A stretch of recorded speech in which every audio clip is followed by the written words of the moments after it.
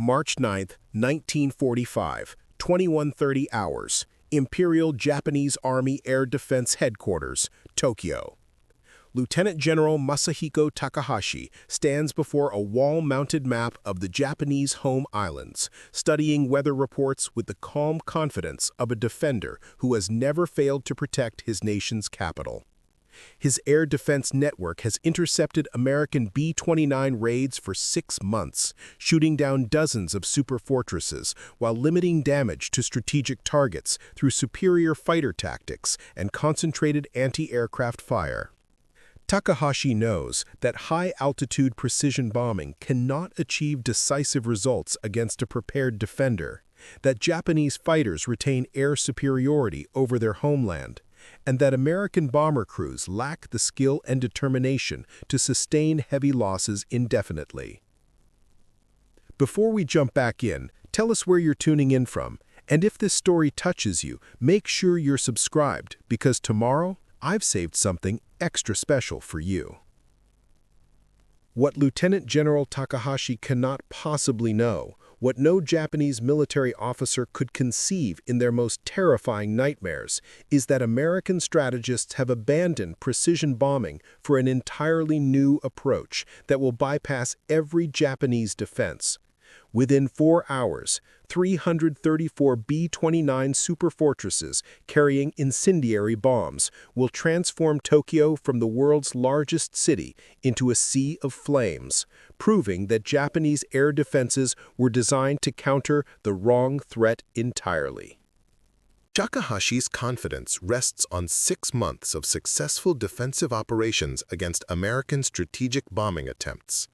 Since November 1944, when the first B-29s appeared over Tokyo, flying at 30,000 feet, Japanese fighters and anti-aircraft guns have imposed a steady toll on American bomber formations.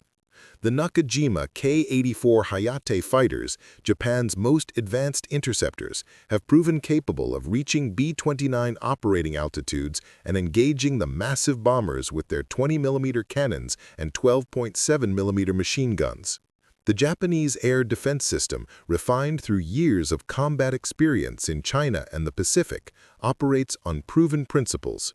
Early warning radar detects incoming formations. Fighter aircraft intercept at maximum altitude where American defensive fire proves less effective, and concentrated anti-aircraft fire from ground batteries creates killing zones over vital targets. These tactics have consistently forced American bombers to operate under conditions that severely limit their accuracy and effectiveness. Preparing and narrating this story took us a lot of time, so if you are enjoying it, like this video, it means a lot to us. Now, back to the story. Major General Saburo Endo, commanding the 10th Air Division responsible for Tokyo's fighter defenses, has personally led interception missions against B-29 formations, watching American bombers scatter when confronted by determined fighter attacks.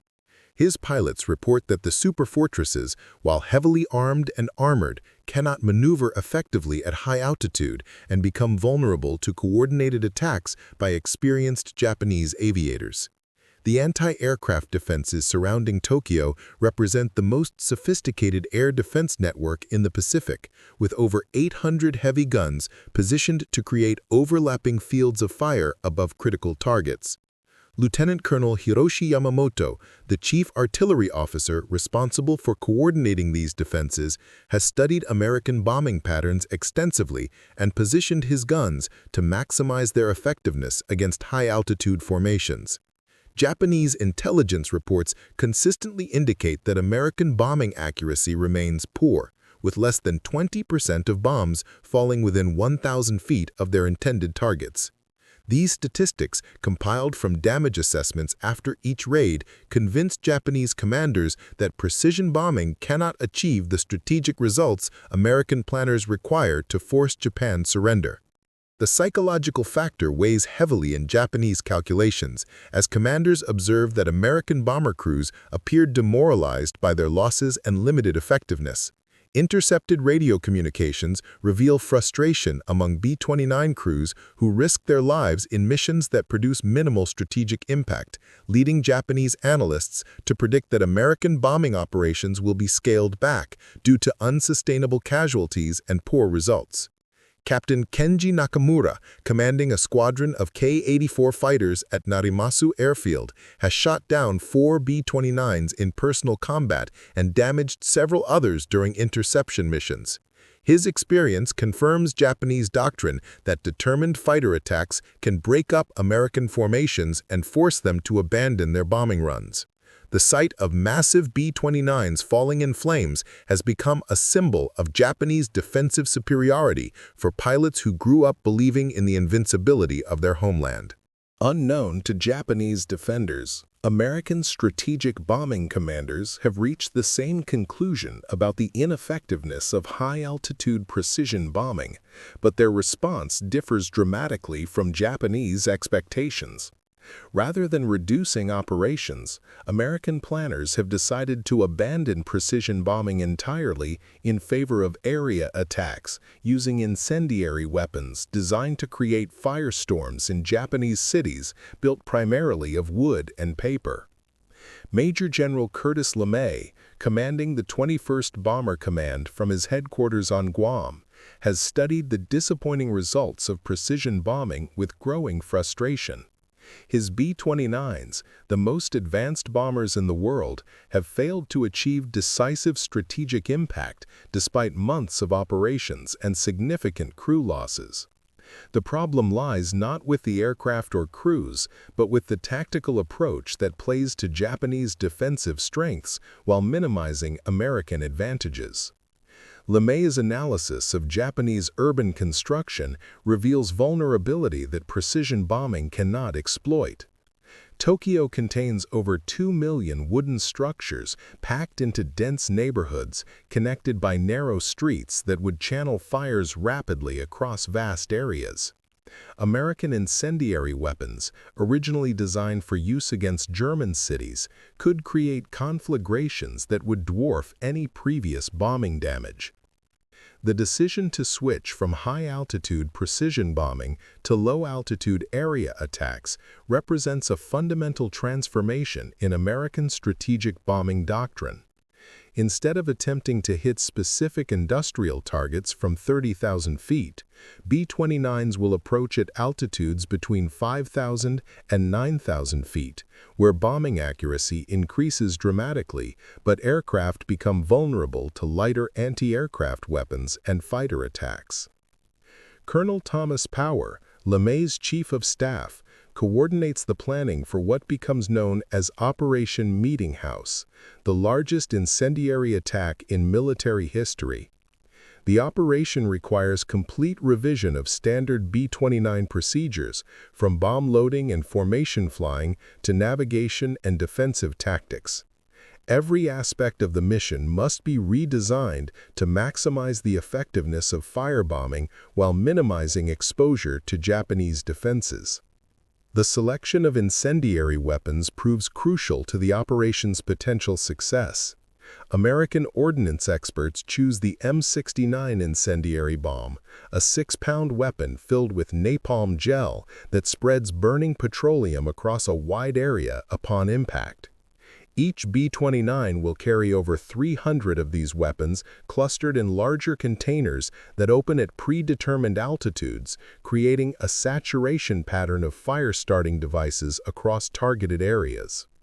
Intelligence officers study Japanese firefighting capabilities extensively, discovering that Tokyo's fire department possesses equipment and training designed for individual building fires rather than large-scale conflagrations.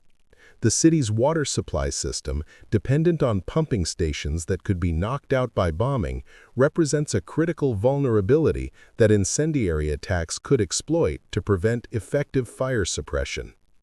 Weather analysis becomes equally important as American meteorologists study wind patterns over Tokyo that could spread fires rapidly through the city's densely packed neighborhoods. The ideal conditions require strong surface winds to fan flames, while upper-level winds remain relatively calm to ensure accurate bomb delivery by aircraft approaching at medium altitude. The transformation of B-29 tactics occurs under conditions of absolute secrecy, with American crews receiving new training without understanding the full scope of the operations they are preparing to conduct. Bomber squadrons based on Guam, Saipan, and Tinian practice medium-altitude flying techniques, while ordnance crews learn to load incendiary weapons in configurations never before attempted in combat. Staff Sergeant Robert Martinez, a B-29 flight engineer with the 73rd Bombardment Wing, notices significant changes in aircraft preparation without understanding their implications. His bomber, Dauntless Dottie, undergoes modifications that reduce defensive armament while increasing fuel capacity and bomb load. The changes suggest extended-range operations, but the removal of guns indicates missions where fighter opposition is not expected. The psychological preparation of American bomber crews requires careful management, as commanders recognize that area bombing of civilian targets raises moral questions that precision bombing of military objectives does not. Briefings emphasize the military significance of Japanese urban areas, where cottage industries produce weapons and supplies for the Japanese war effort, making entire neighborhoods legitimate military targets. Captain James Sullivan, commanding a B-29 crew with the 499th Bombardment Group, receives specialized training in low-altitude navigation techniques that differ significantly from high-altitude procedures. The new methods require precise timing and coordination between aircraft to ensure that hundreds of bombers can attack the same target area without interfering with each other or creating collision hazards. Ground crews work around the clock to prepare incendiary weapons for the massive attack, loading M69 bombs into cluster configurations that will distribute fire-starting devices across maximum areas. The logistics of handling thousands of incendiary weapons require new procedures and safety protocols, as the napalm-filled bombs present fire hazards that conventional high-explosive weapons do not. Navigation specialists study detailed maps of Tokyo, identifying specific neighborhoods and target areas that offer optimal conditions for firestorm development. The selection process considers wind patterns, building density, fire department locations, and water supply systems to maximize the probability that incendiary attacks will create self-sustaining fires that spread beyond the ability of Japanese authorities to control. Communication procedures undergo complete revision as American commanders realize that coordinating hundreds of bombers over a single target requires radio discipline and timing precision never before attempted in strategic bombing operations.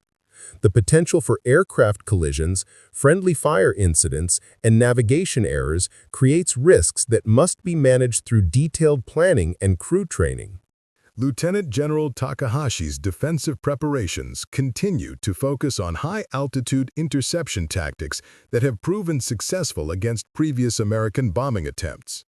His fighter squadrons practice climbing to maximum altitude as quickly as possible, positioning themselves above incoming B-29 formations, where they can dive on the bombers with speed advantages that offset the Americans' defensive firepower. The radar network protecting Tokyo operates under standard procedures designed to provide maximum warning time for high-altitude attacks, with operators trained to track formations approaching at 25,000 feet or above. The system's effectiveness depends on early detection that allows fighters to climb to intercept altitude before bombers reach their targets. Anti-aircraft artillery positions continue to focus on high-altitude engagement, with gun crews trained to fire predictive barrages at formations flying straight and level at maximum altitude. The concentration of heavy guns around vital targets creates defensive zones that force American bombers to maintain altitude and speed, reducing bombing accuracy while exposing aircraft to sustained anti-aircraft fire. Major Ichiro Sato, commanding the Tokyo Metropolitan Police Fire Department, has developed emergency procedures for dealing with incendiary attacks based on German experience during Allied bombing of European cities. His plans assume that fires will be localized to specific target areas, allowing firefighting resources to be concentrated effectively against individual blazes before they can spread to surrounding neighborhoods. The civilian population of Tokyo receives training in fire prevention and suppression techniques designed for individual building fires rather than area conflagrations. Air raid shelters, constructed throughout the city, are designed to protect against high-explosive bombs rather than the sustained heat and smoke that characterize major fires. Japanese military intelligence continues to report that American bombing doctrine emphasizes precision attacks against specific military and industrial targets. This analysis leads to defensive preparations that concentrate resources around these high-value targets while assuming that residential areas face minimal threat from strategic bombing operations. Meteorological conditions over Tokyo on March 9, 1945, create the ideal circumstances for firestorm development that American planners have been awaiting for weeks. Surface winds reaching 25 miles per hour will spread fires rapidly through Tokyo's wooden neighborhoods, while upper-level atmospheric conditions remain stable enough to permit accurate bombing by formations approaching at medium altitude. The wind direction, flowing from northwest to southeast across Tokyo, will carry fires through the city's most densely populated areas, where millions of people live in wooden houses separated by narrow streets. The combination of dry winter conditions and strong winds creates circumstances that could turn small fires into massive conflagrations beyond the capacity of Japanese firefighting resources to control. Japanese weather forecasters, focused on conditions affecting their own military operations, fail to recognize the implications of the wind patterns for potential incendiary attacks. Their reports emphasize visibility and ceiling conditions relevant to fighter operations rather than surface wind speeds that could affect fire spread in urban areas. American meteorologists on Guam, studying the same weather systems, immediately recognized the opportunity created by conditions that occur only rarely during winter months. The decision to launch Operation Meeting House requires immediate implementation to take advantage of weather conditions that may not recur for weeks. Flight planning for the massive attack incorporates detailed wind analysis to ensure that aircraft approach Tokyo from directions that minimize exposure to ground defenses while positioning them optimally for bomb delivery. The medium-altitude approach requires precise calculation of wind drift and timing to achieve the concentration of incendiary weapons necessary for firestorm development. At 1742 hours on March 9th, the first B-29s begin taking off from Guam's North Field, their departure times staggered to ensure proper formation assembly over the target. Captain Sullivan's crew, flying Irish Lass, joins a stream of bombers that extends for miles across the Pacific sky as 334 Superfortresses converge on their target coordinates. The sight of hundreds of B-29s assembling for a single mission represents the largest concentration of strategic bombing power ever directed against a single target. Each aircraft carries over 6,000 pounds of incendiary weapons, creating a combined destructive potential that American planners hope will demonstrate decisive strategic bombing capability. Staff Sergeant Martinez, monitoring his aircraft's engines during the long flight toward Japan, notices significant differences from previous missions. The reduced altitude and lighter defensive armament allow his B-29 to carry maximum fuel and bomb loads, extending range while increasing destructive potential. The modifications represent American adaptation to lessons learned from months of combat experience.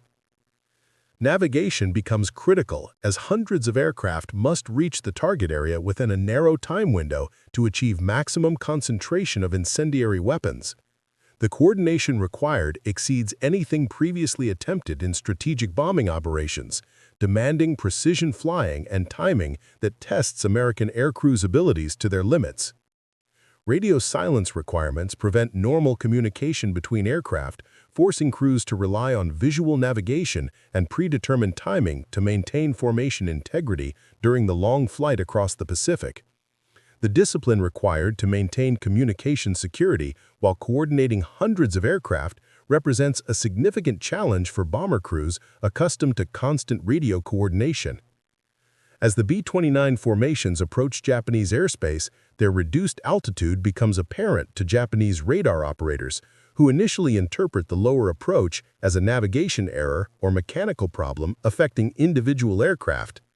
The possibility that American bombers would deliberately operate at altitudes vulnerable to lighter anti-aircraft weapons seems inconsistent with previous American tactics. Japanese early warning systems detect the approaching B-29 formations at 22:30 hours, but radar operators report confusion about the aircraft altitude and intentions. The bombers appear to be approaching at medium altitude, rather than the high-altitude profiles that characterize previous American attacks, leading some operators to speculate about mechanical problems or navigation errors affecting the American formation. Lieutenant General Takahashi receives initial reports of approaching bombers with confidence, based on his successful experience intercepting previous American attacks. His fighter squadrons begin their standard climbing procedures, expecting to intercept the B-29s at maximum altitude, where Japanese tactics have proven most effective against American defensive fire. The Ki-84 fighters climbing from airfields around Tokyo follow established intercept procedures designed for high-altitude engagements, but the approaching B-29s remain at medium altitude, where Japanese tactics have never been tested in combat. The altitude difference creates tactical problems for Japanese pilots, who have trained extensively for engagements at 30,000 feet, but possess limited experience with medium-altitude intercept techniques. Anti-aircraft artillery crews throughout Tokyo prepare for engagement based on standard procedures developed for high-altitude bombing attacks. Gun elevation settings, ammunition selection, and firing patterns are optimized for targets approaching at maximum altitude, creating potential gaps in defensive coverage at the altitudes where American bombers are actually operating. Captain Sullivan's crew, approaching Tokyo in the lead element of the 49th Bombardment Group, can see the city spread below them in unprecedented detail due to their reduced operating altitude. The medium-altitude approach provides bombing accuracy impossible at 30,000 feet, while reducing exposure to heavy anti-aircraft guns positioned to engage high-altitude formations.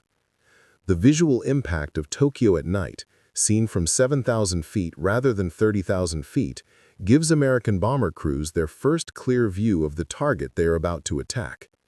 The city's vast size and dense construction become apparent as millions of lights reveal the urban landscape that will soon become the target of history's most destructive bombing attack.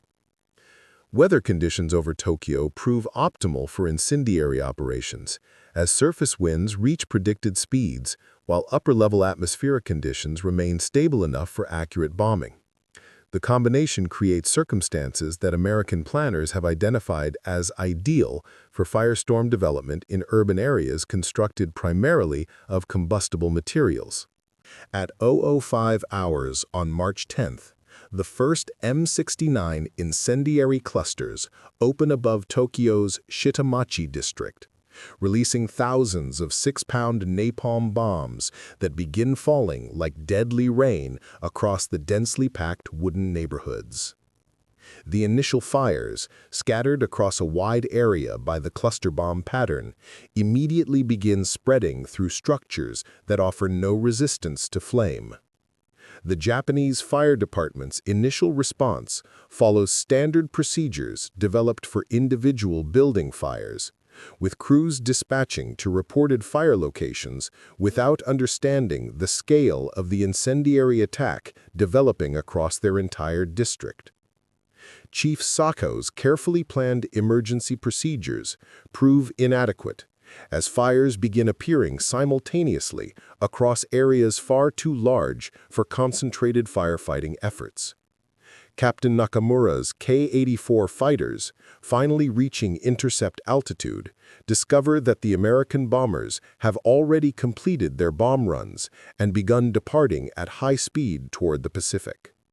The Japanese intercept procedures, designed for high-altitude engagements where long approach times allow fighter positioning, prove useless against medium-altitude attacks completed before fighters can climb to engagement position.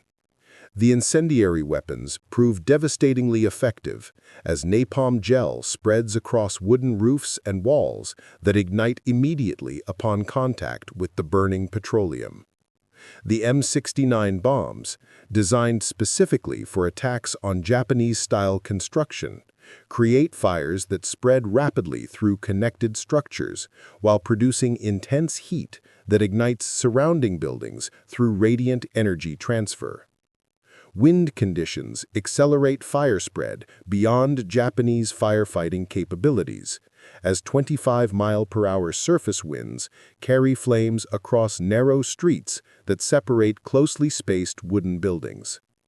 The fire department's response procedures, based on containing individual fires before they can spread, become impossible as hundreds of separate blazes merge into expanding areas of conflagration. Lieutenant Colonel Yamamoto's anti-aircraft guns, positioned and calibrated for high-altitude targets, prove largely ineffective against medium-altitude bombers that appear and disappear too quickly for accurate engagement. The heavy guns that have successfully defended Tokyo against high-altitude attacks cannot depress sufficiently to engage targets at 7,000 feet, creating defensive gaps that American planners have deliberately exploited. The psychological impact on Japanese defenders becomes immediately apparent as they confront an attack that bypasses every defensive measure they have prepared.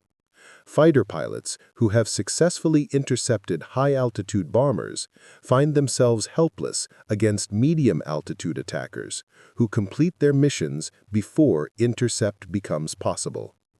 American bomber crews, completing their attack runs with unprecedented accuracy due to reduced altitude and clear visibility, can observe the immediate effects of their incendiary weapons as fires begin spreading across the target area. The visual feedback provides confirmation that the new tactics are achieving results that precision bombing never accomplished. The transformation of Japanese confidence begins in the first minutes of the attack, as defenders realize that American strategic bombing has evolved beyond their defensive capabilities. The tactics that protected Tokyo against 6 months of high-altitude attacks prove useless against incendiary weapons delivered with medium-altitude precision that Japanese planning never anticipated. As the last B-29s disappear toward the Pacific, leaving Tokyo beginning to burn beneath strengthening winds, Lieutenant General Takahashi stares at reports that make no tactical sense according to Japanese defensive doctrine. American bombers have achieved results that should be impossible, bypassing Japanese strengths while exploiting vulnerabilities that Japanese planners never considered. The fires spreading through Tokyo's wooden neighborhoods represent more than just physical destruction. They demonstrate that Japanese assumptions about strategic bombing and homeland defense were fundamentally incorrect. The confident defender, who had successfully protected his capital for 6 months, now faces evidence that American innovation has made his entire defensive system obsolete. Within 30 minutes of the first incendiary bombs striking Tokyo's Shitamachi district, the scattered fires begin merging into a single conflagration that transforms individual blazes into a self-sustaining firestorm beyond human control. The 25-mile-per-hour winds that American meteorologists identified as ideal for fire spread now drive flames through wooden neighborhoods with the force of a hurricane, creating temperatures exceeding 1,800 degrees Fahrenheit that turn entire city blocks into furnaces. Chief Fire Officer Masao Sato, racing through streets already filled with smoke and fleeing civilians, realizes within the first hour that his department's carefully planned emergency procedures have become meaningless. The fires spreading through Tokyo exceed every assumption his planners made about incendiary attacks, creating conditions that no fire department in the world could control. Radio reports from his station commanders describe a nightmare scenario where hundreds of separate fires merge into advancing walls of flame that consume everything in their path. The physical characteristics of the firestorm prove beyond Japanese comprehension as temperatures reach levels that spontaneously ignite wooden structures hundreds of yards from active flame fronts.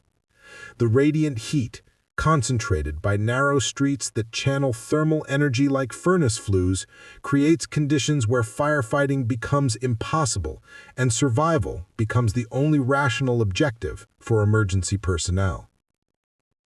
Lieutenant General Takahashi, monitoring reports from his command bunker beneath Tokyo, confronts evidence that his entire understanding of strategic bombing has become obsolete. The damage assessments flooding his communications center describe destruction that exceeds the cumulative impact of every previous American raid, achieved through tactics that bypassed every defensive measure his forces have prepared.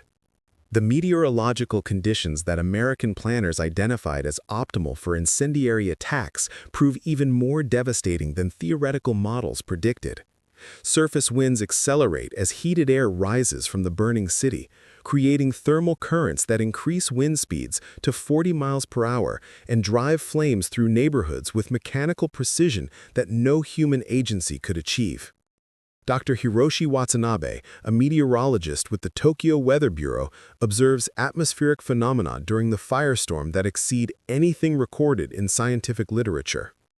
The massive heat release creates its own weather system, with convection currents generating winds that feed oxygen to the flames while carrying burning debris across previously safe areas.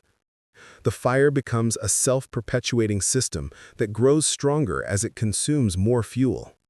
The urban geography of Tokyo, with its narrow streets and closely spaced wooden buildings, proves perfectly designed to channel and concentrate the firestorm's destructive power. Neighborhoods that survived the Great Kanto earthquake of 1923 through careful urban planning become death traps as the same narrow streets that once provided earthquake safety now channel superheated gases that kill anyone attempting to flee. Temperature measurements taken by surviving weather stations record ambient air temperatures of 1,000 degrees Fahrenheit at ground level, with radiant heat from burning buildings reaching levels sufficient to ignite human clothing at distances exceeding 100 yards. The physical laws governing heat transfer transform Tokyo's urban landscape into a killing field where exposure to open air becomes instantly lethal. Water mains throughout the affected areas burst as thermal expansion and direct fire damage destroy the infrastructure that Chief Sato's firefighting plans depend upon. The pumping stations that supply Tokyo's fire department lose electrical power as flames consume power generation facilities, leaving fire crews with empty hoses while the city burns around them. The psychological impact on firefighters proves as devastating as the physical destruction as men trained to fight individual building fires confront an enemy that has grown beyond human scale. Fire company commanders report that their crews refuse orders to advance into areas where survival is impossible, a rational response to conditions that violate every principle of firefighting doctrine. Civilian populations fleeing the advancing flames discovered that escape routes planned for earthquake emergencies become furnaces as narrow streets concentrate thermal energy while blocking escape.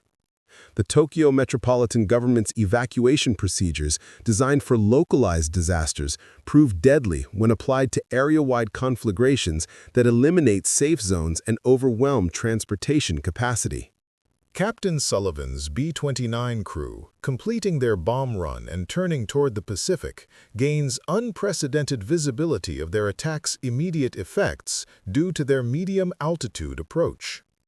The sight of fires spreading across Tokyo's urban landscape provides visual confirmation that incendiary tactics have achieved results that precision bombing never accomplished during months of previous operations.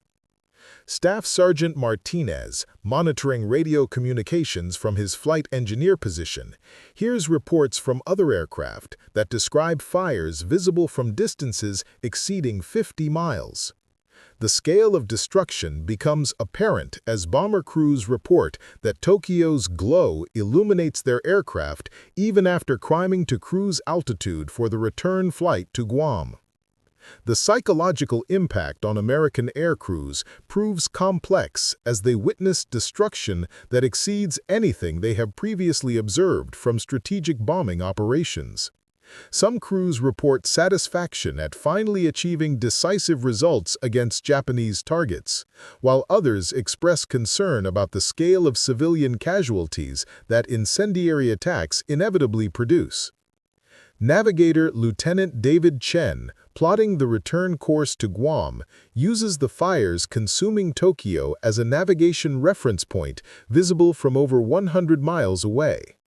The massive thermal column rising from the burning city creates atmospheric disturbances that affect weather patterns across central Japan, demonstrating the unprecedented scale of destruction achieved through coordinated incendiary attacks. Radio communications between returning B-29s reveal amazement at the effectiveness of medium-altitude incendiary tactics compared to previous high-altitude precision bombing attempts. Crew members who have flown dozens of missions against Japanese targets report that Operation Meeting House has achieved more visible destruction than all their previous raids combined. The absence of effective Japanese fighter opposition during the attack confirms American assumptions that medium-altitude approaches could exploit gaps in Japanese defensive planning. Fighter pilots who have faced determined Japanese intercepts during high-altitude missions report minimal enemy contact during the incendiary attack, suggesting that Japanese tactics remain optimized for the wrong threat.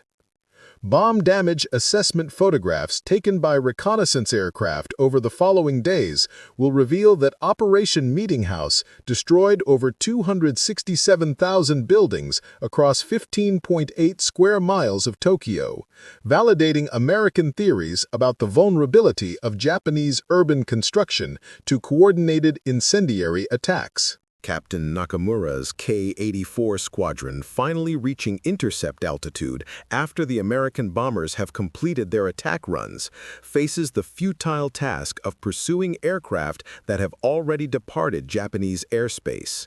The fighter tactics that successfully engaged high-altitude B-29 formations prove useless against medium-altitude attackers who complete their missions before Japanese fighters can climb to engagement position. The radar tracking stations that provide early warning for Tokyo's air defenses report atmospheric interference from the massive fires that make aircraft detection impossible over wide areas. The thermal columns rising from burning neighborhoods create radar shadows that would allow additional bomber formations to approach undetected, rendering the early warning system ineffective for follow-up attacks. Anti-aircraft artillery crews throughout Tokyo abandoned their positions as advancing fires threatened gun emplacements positioned to defend against high-altitude attacks. The heavy guns that successfully engaged previous American bombing formations become useless as their crews evacuate positions that have become untenable due to approaching flames. Lieutenant Colonel Yamamoto's artillery command structure collapses as communication lines burn and command posts become surrounded by fires that prevent coordination between battery positions. The centralized fire control system that concentrated anti-aircraft fire against high-altitude targets proves vulnerable to area attacks that destroy communication infrastructure while bypassing defensive strongpoints. Fighter aircraft attempting to land at airfields around Tokyo discover that thermal columns and smoke from the burning city create atmospheric conditions that make instrument approaches impossible. Several K-84s crash attempting to land in visibility conditions created by the firestorm, adding to Japanese losses without contributing to defensive effectiveness. The psychological breakdown among Japanese defensive personnel becomes apparent as commanders report that crews refuse to man positions threatened by advancing fires. The discipline that sustained Japanese resistance through years of strategic bombing collapses when confronted by destruction that exceeds human ability to comprehend or resist.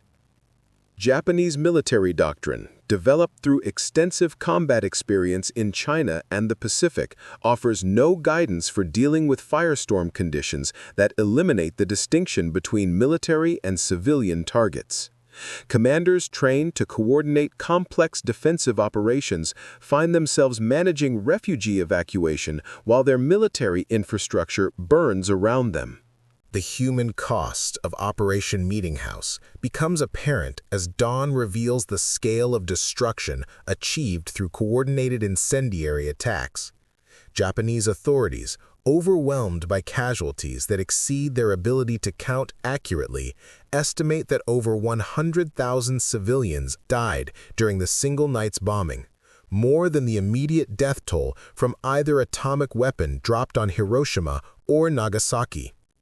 Hospital facilities throughout Tokyo prove completely inadequate for treating casualties from thermal burns that cover unprecedented percentages of victims' bodies.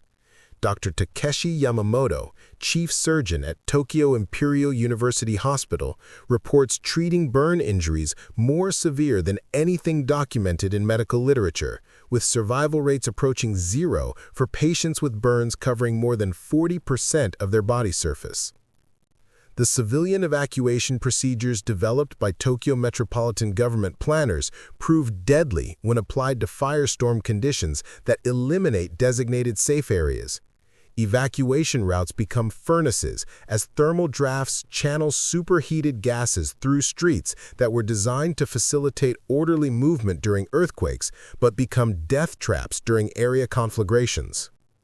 Refugee camps established outside the burn zone report receiving survivors with psychological trauma that military psychiatrists struggled to categorize or treat.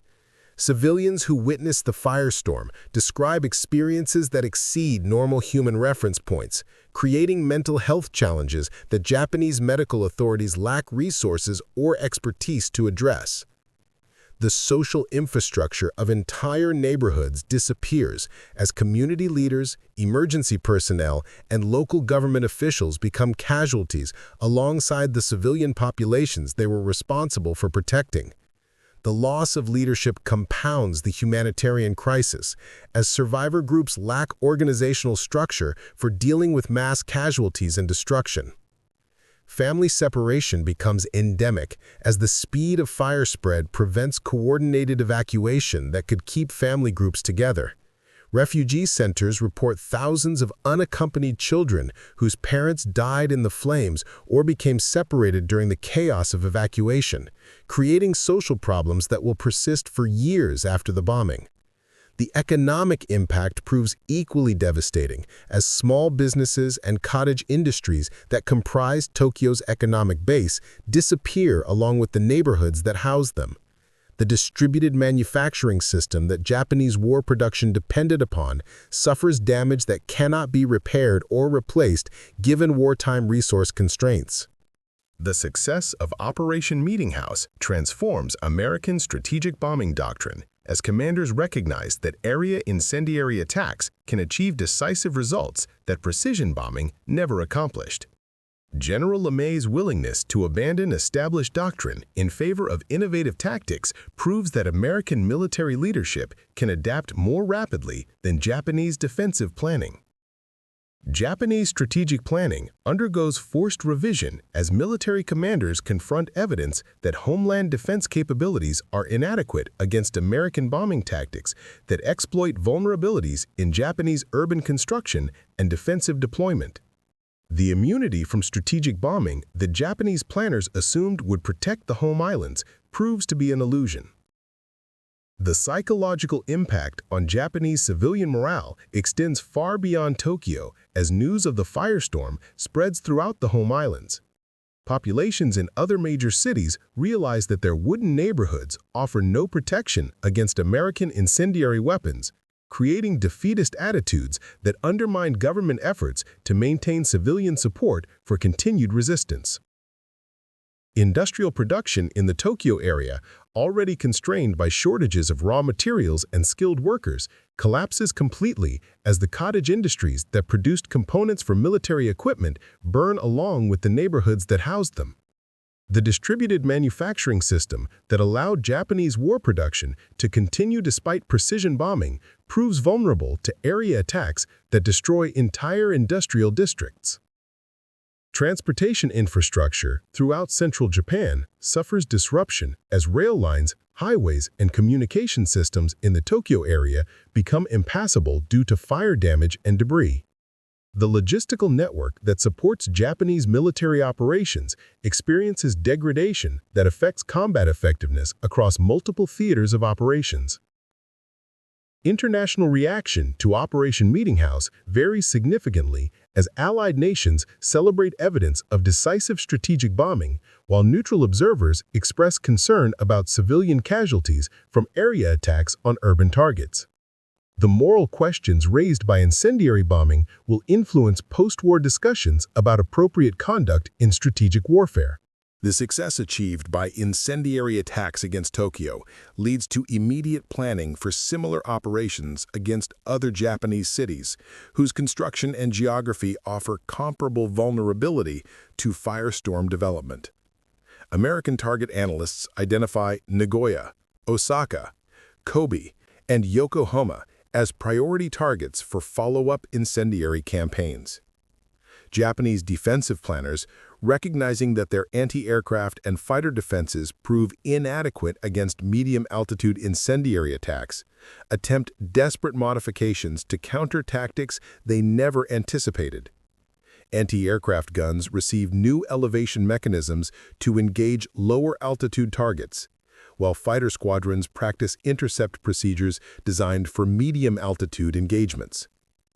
The production of incendiary weapons accelerates at American manufacturing facilities as ordnance experts recognize the effectiveness of M69 bombs against Japanese urban targets.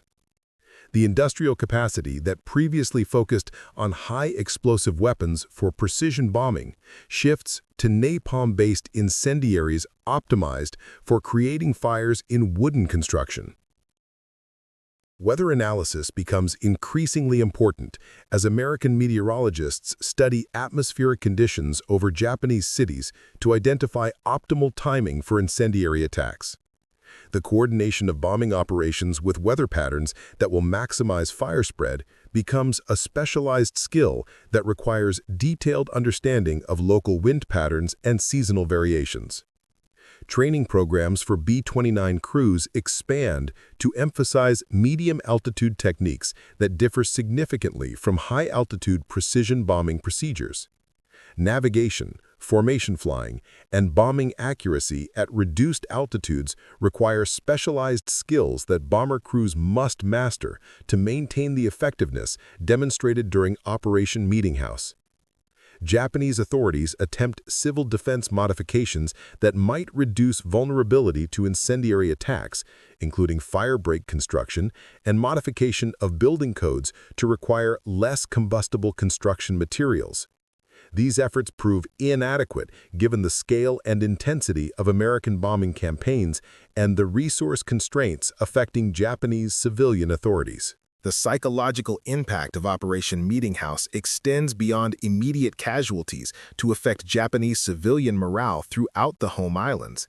The demonstration that American bombers can destroy entire sections of major cities creates defeatist attitudes that undermine government efforts to maintain popular support for continued resistance.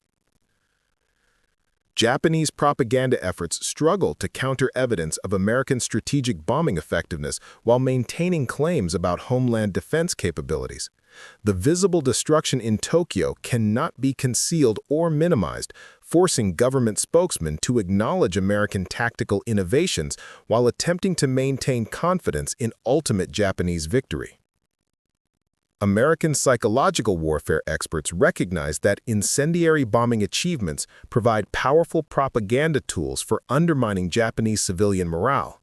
Leaflet campaigns and radio broadcasts emphasize the vulnerability of Japanese cities to continued firebombing, threatening similar destruction unless Japan surrenders unconditionally. Military psychiatrists on both sides document psychological effects from firebombing that differ significantly from reactions to conventional high-explosive bombing. The area destruction and extreme temperatures created by firestorms produce trauma responses that exceed established categories for combat stress and civilian casualty treatment. The breakdown of social order in affected areas creates secondary psychological effects as survivors lose confidence in government ability to provide protection or essential services. The collapse of normal social structures compounds trauma from direct exposure to firestorm conditions, creating long-term mental health problems that persist beyond immediate physical recovery. Religious and philosophical responses to firebombing vary significantly as Japanese civilian populations attempt to understand catastrophic destruction within traditional belief systems. The scale of suffering challenges conventional explanations for natural disasters and human conflict, creating spiritual crises that affect individual and community resilience. By dawn on March 10, 1945, Lieutenant General Takahashi surveys damage assessment reports that confirm the complete failure of Japanese air defense doctrine against American incendiary tactics. The confident defender, who had successfully protected Tokyo for 6 months, now faces evidence that American strategic bombing has evolved beyond Japanese defensive capabilities. The strategic implications become inescapable as Japanese military leaders recognize that homeland defense depends on assumptions that have proven false. The immunity from decisive strategic bombing that Japanese planners counted upon to sustain resistance indefinitely has been eliminated through American tactical innovation that exploited vulnerabilities in Japanese defensive planning. Industrial capacity assessment reveals that Operation Meeting House achieved more economic damage than months of precision bombing against specific targets. The cottage industries that sustain Japanese war production prove vulnerable to area attacks that destroy entire manufacturing districts rather than individual facilities. Civilian morale reports indicate psychological damage that exceeds physical destruction, as urban populations throughout Japan realize their vulnerability to American incendiary weapons. The confidence in homeland defense that sustained Japanese resistance through years of strategic bombing collapses when confronted with destruction that exceeds human ability to prevent or control. The technical analysis confirms that Japanese defensive technology and tactics remain optimized for threats that American bombing doctrine has abandoned. Fighter aircraft, anti-aircraft guns, and radar systems designed for high-altitude precision bombing prove inadequate against medium-altitude area attacks that exploit gaps in Japanese defensive coverage. International observers recognize that Operation Meeting House represents a fundamental transformation in strategic warfare that makes civilian populations directly vulnerable to military attack in ways that previous bombing campaigns never achieved. The demonstration that modern industrial cities can be destroyed through coordinated incendiary attacks changes strategic calculations for military planners worldwide. The human cost of technological innovation becomes apparent as casualty reports confirm that single bombing operations can now produce death tolls exceeding major ground battles. The efficiency of destruction achieved through incendiary weapons represents a quantum leap in military capability that fundamentally alters the nature of modern warfare. Japanese strategic planning must now account for the reality that continued resistance will result in the systematic destruction of every major city in the home islands. The calculation that prolonged resistance could force American acceptance of negotiated peace becomes untenable when homeland infrastructure faces destruction that would eliminate Japan's capacity to function as a modern industrial state. The night of March 9–10, 1945 marks the end of Japanese confidence in homeland defense and the beginning of strategic calculations that must account for American capability to destroy Japanese civilization through sustained incendiary bombing campaigns. The officers who scorned B-29 effectiveness now confront evidence that American strategic bombing has achieved decisive capability through tactical innovation that Japanese defensive doctrine could not anticipate or counter.